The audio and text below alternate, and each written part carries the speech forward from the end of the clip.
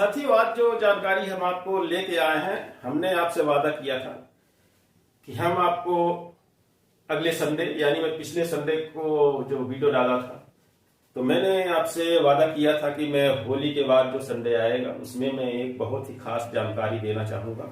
आप लोग उसमें उपस्थित रहिएगा। लेकिन यहाँ पे मुझे बहुत ही दुख के साथ कहना पड़ रहा है कि बड़े मुश्किल से 200 लोग भी मुझसे नहीं जुड़ पाए।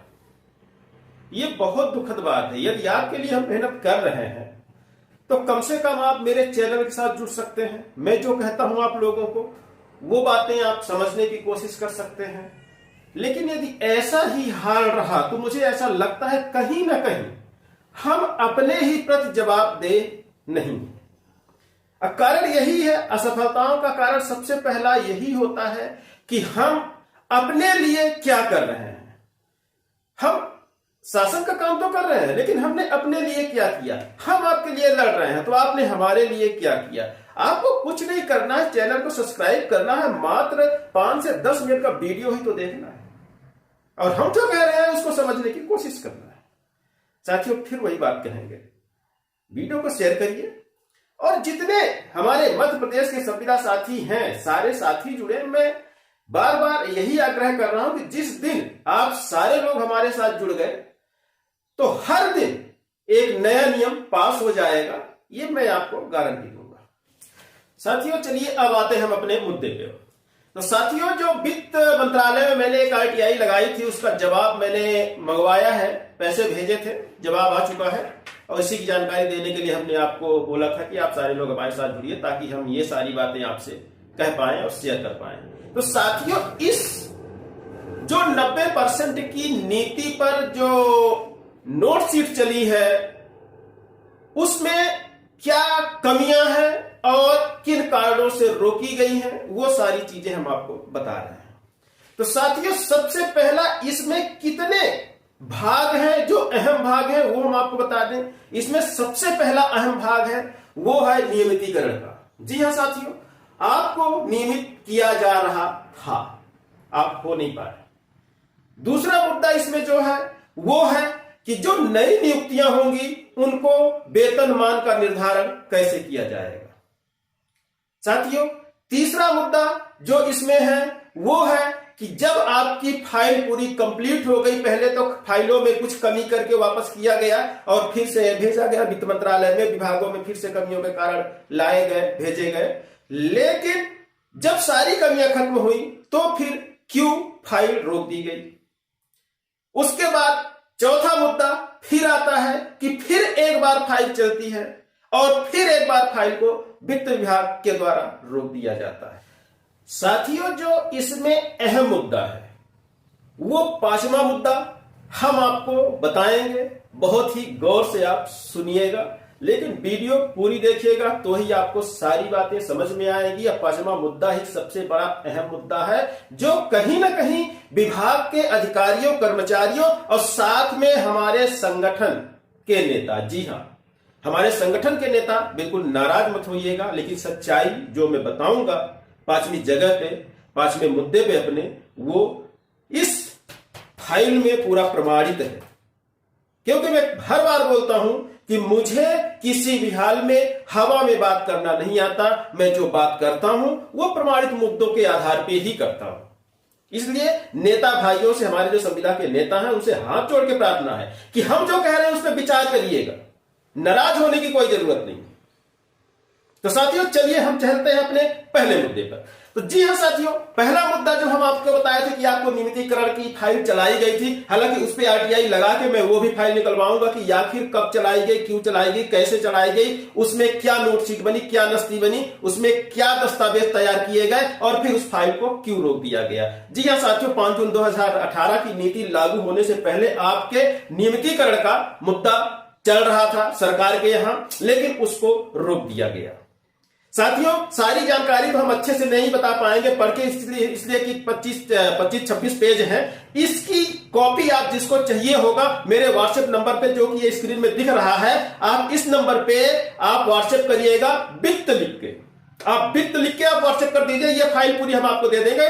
24-25 पन्ने की फाइल है, पूरा आप लोग अच्छे से उसको पढ़ना और समझना। फिर उसके साथ मेरे से आप जो डिस्कस करना चाहें आप कर लेना। तो यहां पे हम मुद्दों पे ही बात करेंगे। जी, ये पहला मुद्दा हमने आपको बता चुके हैं कि आपके नियमितीकरण का मुद्दा चल रहा था, लेकिन वो मुद्दा रोक के 90% में 10% आपका यहां पे घाटा करा दिया गया। तो साथियों, ये दूसरा मुद्दा जो आया आपका 90% का हुआ। 90% होने के बावजूद फाइल चलती रही। दूसरे मुद्दे पे बात ये आई कि जो नई नियुक्तियां होंगी उनका वेतन का निर्धारण कैसे होगा।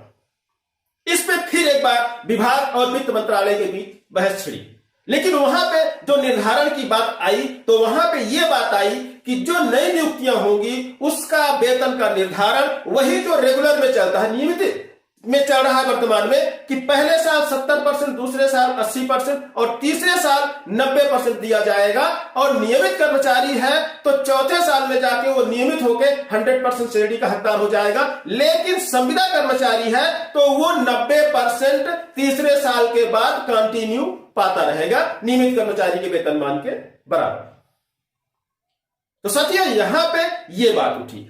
चौथा मुद्दा जो था, तीसरा मुद्दा हमारा जो था कि फाइल चली, जब फाइल की सारी कमियां दूर हो गई तो क्यों रोक दिया गया। साथियों, आपको ध्यान होगा, हम पहले ही बता चुके हैं कि वहां पे एक बार यह बात आई थी कि कोविड चल रहा है। साथियों, कोविड चल रहा है तो कोविड का और आपके 90% वेतन के निर्धारण का क्या रिश्ता है, क्योंकि ये फाइल तो कोविड के पहले चली थी। 5 जून 2018 में ये लागू हो गई। 2018 में लागू होने के बावजूद भी कोविड तो 2020 में, मार्च 20 में अपने देश में आया। तो ये लगभग 1.5 साल ये फाइल क्या करती रही। साथियों, इसमें एक और बड़ा अहम मुद्दा है, वो चीज हम आपको बताएंगे कि जब 90% देने का निर्णय विभाग ने ले लिया तो फिर वित्त मंत्रालय की सहमति की जरूरत कहां से पड़ गई। जी हां, वित्त विभाग की सहमति का लेटर एक आया था, मैं पेस्ट करूंगा, आप इसको देखिएगा। ये आपका जुलाई 2020 का है। इस फाइल में जब 19 में भेजी गई थी फाइल वित्त मंत्रालय में पास होने के लिए, उस समय जेडी ने वहां से एसीएस ने लिखा था, एसीएस जो होते हैं वहां के, कि भाई ये वेतन निर्धारण करने का हमारे पास आने का कोई सेंस ही नहीं है, हमारे सहमति की जरूरत नहीं है, क्योंकि उसमें स्पष्ट लिखा है कि विभाग ही निर्धारण करेगा। तो इसके लिए तो विभाग खुद निर्धारण कर सकता है। लेकिन कब तक? जब तक वो लेटर सामान्य प्रशासन के द्वारा जारी नहीं किया गया था। कौन सा लेटर? कि वित्त से आपको आदेश लेना पड़ेगा 90% देने के लिए। वो लेटर आया आपका जुलाई 2020 में। तो जब 19 में फाइल चली थी तो यहां तो निर्धारण ये खुद ही कर सकते थे, तो फिर वित्त में फाइल भेजा क्यों? बहुत बड़ा सवाल। हमारे नेतागण भी इसको समझते रहिएगा कि जब सारे नियम वित्त के पास थे ही नहीं, उस समय सारा नियम विभाग के पास था, तो वित्त में फाइल भेजी किस कारण से? साथियों, आगे हम चलते हैं। फिर जब लेटर निकल गया कि हर विभाग को 90% अपने संविदा कर्मचारियों को देने के लिए वित्त से आपको सहमति लेनी पड़ेगी। अब यह फाइल आपकी सहमति में अटक के आगे चली गई, इसलिए कि इसका टाइमिंग जो था आगे निकल चुका था 7वें महीने 2020 के बाद। तो अब वित्त के सहमति की जरूरत पड़ गई, क्योंकि सामान्य प्रशासन विभाग ये लेटर निकाल चुका है।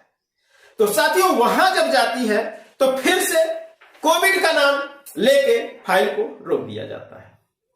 तो साथियों, जो सरकार घोषणाएं रेगुलर कर्मचारियों के लिए करती है, तो क्या वहां कोविड नहीं लगता? सिर्फ संविदा कर्मचारी के फाइल पे ही कोविड लग रहा है। हालांकि उसमें कहा गया कि अगले वित्तीय वर्ष में हम इस पर विचार करेंगे, लेकिन 2 वित्तीय वर्ष गुजर जाने के बाद भी विचार क्यों नहीं हो पाया? नेताओं को फिर हम, संविदा नेताओं की बात कर रहा, संविदा नेताओं को फिर हम यहां आगाह करेंगे और प्रार्थना करेंगे कि आप अपनी कमियां देखते चलिएगा।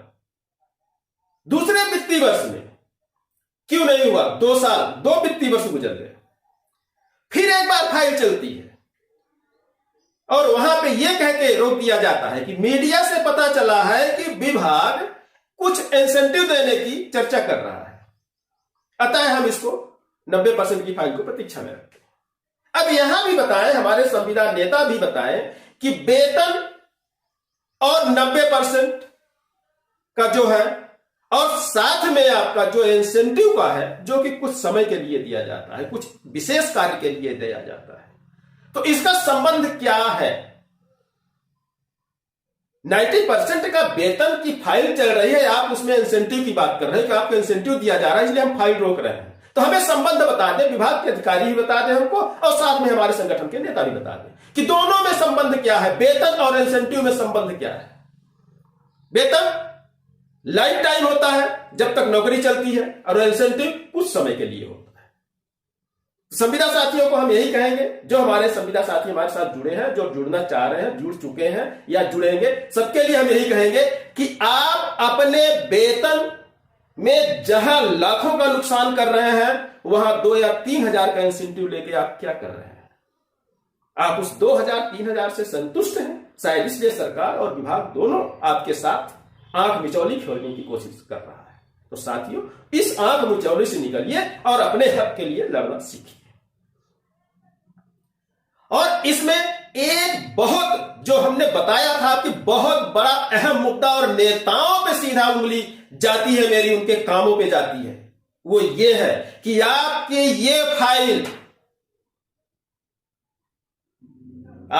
ये फाइल पूरे 8 महीने गुमी रही। पूरे 8 महीने साथियों, मैं गुमने का शब्द मैं नहीं यूज कर रहा हूं, इस फाइल में लिखा है, इस फाइल में लिखा है कि ये पूरी फाइल आपकी 8 महीने गुमी रही। और ये कब से गुमी रही, हम यही बता दें आपको, आपकी ये गुमी रही 23/1/2020 से गुमी है। तो ये फाइल मिली है जाके 15/9/2020 को। ये मैं नहीं कह रहा गुमने की, आप लोग मेरे पे लांछन मत लगाइएगा। नेता लोगों से विशेष आग्रह है कि हमारे नेता आंख खोल के सो जाते हैं, इसलिए फाइल गुम जाती है, क्योंकि उनको फॉलो करना नहीं आ रहा है। हमारे नेताओं को फॉलो करना नहीं आ रहा है। बातें तो करते हैं, लड़ाइयां करते हैं, हड़ताल कराते हैं, मीटिंग कराते हैं संविदा कर्मचारियों के साथ। अरे वादे मिलते हैं, आप अपने अधिकारियों के साथ, अपने विभाग के कर्मचारी, जो उच्च अधिकारी हैं, उनके साथ आप एक्टिव रहिए। श्रीमान जी, हमारी फाइल चल रही थी, फाइल कहां है? पूरे 8 महीने फाइल गुमी रही, और इसमें स्पष्ट लिखा जा रहा है, हम आपको पढ़ के सुना रहे हैं, पेस्ट करेंगे, आप भी पढ़ना। साथ में मैंने बोला है कि जिसको भी ये फाइल चाहिए, पूरी फाइल आप अच्छे से पढ़ सकते हैं। ये पूरी फाइल की बात हम करने लगेंगे, कम से कम हमें 2 घंटे लग जाएंगे। अब मैं नहीं चाहता कि वीडियो ज्यादा लंबी हो, इसलिए पूरी फाइल आप लोग वित्त लिख के हमारे व्हाट्सएप नंबर पे आप डाल दीजिएगा, मैं पूरी फाइल आपको इसका PDF सेंड कर दूंगा। साथियों, इसमें विभाग क्या लिखता है हम आपको पढ़ के सुना रहे हैं। सचिव महोदय की अंकित टीप के अनुसार नस्ती उच्च अधिकारी महोदय को अंकित की गई थी। नस्ती ढूंढने पर अंततः मिल गई। ढूंढने पर मिल गई मतलब फाइल गुमी थी पूरे 8 महीने। हमारे संविदा नेता आंख खोल के सो रहे हैं। मुझे नहीं आदत है साथियों आंख खोल के सोने की, मैं तो आंख बंद करके ही सोता हूं। कोशिश ये कर रहा हूं कि आप भी मत सोइए आंख खोलकर, और मेरी बातों को ध्यान दीजिए, और एक बार मेरे साथ पूरे मध्य प्रदेश के लोग जुड़ के, और आप देख लीजिए कि मेरी ताकत क्या है। जब तक आप पूरे लोग नहीं जुड़ेंगे, तो मैं आपसे बता दूं, मैं ऐसे तो काम नहीं करने वाला। आप नेताओं का साथ दे चुके हैं, संविदा नेताओं का, एक बार मेरा साथ देके आप देख लीजिए कि मैं क्या कर सकता हूं, कहां से क्या करवा सकता हूं। साथियों, इन्हीं जोश और जुनून के साथ, यदि आप में है जोश जुनून, तो मेरे साथ जुड़िए और मेरे इस वीडियो को शेयर करिए, और सबको बोलिए कि हमारे साथ जुड़े और साथ दे, ताकि हर विभाग पे हर नियम समय पर लागू हो सके। साथियों, उन्हीं शब्दों के साथ लेते हैं विदा। और साथियों, ये बार बार हम दोहराना चाहेंगे कि मध्य प्रदेश से संविदा शब्द में मिटाना चाहता हूं। यदि मेरी मुहिम में आप जुड़ना चाहते हैं तो मेरे वीडियो को ज्यादा से ज्यादा शेयर करिए और लाइक करिए, और हर साथी को जो आपके बगल में बैठ के बात करता है उससे आप पूछिए कि इस चैनल पे हो कि नहीं हो। यदि नहीं हो तो तत्काल उसको शेयर करो और बेल आइकन दबा दो, ताकि हर अपडेट तुमको मिलता रहे। साथियों, इन्हीं शब्दों के साथ लेता हूं विदा। अगले वीडियो में फिर मिलेंगे इसी जोश इसी जुनून के साथ। साथियों,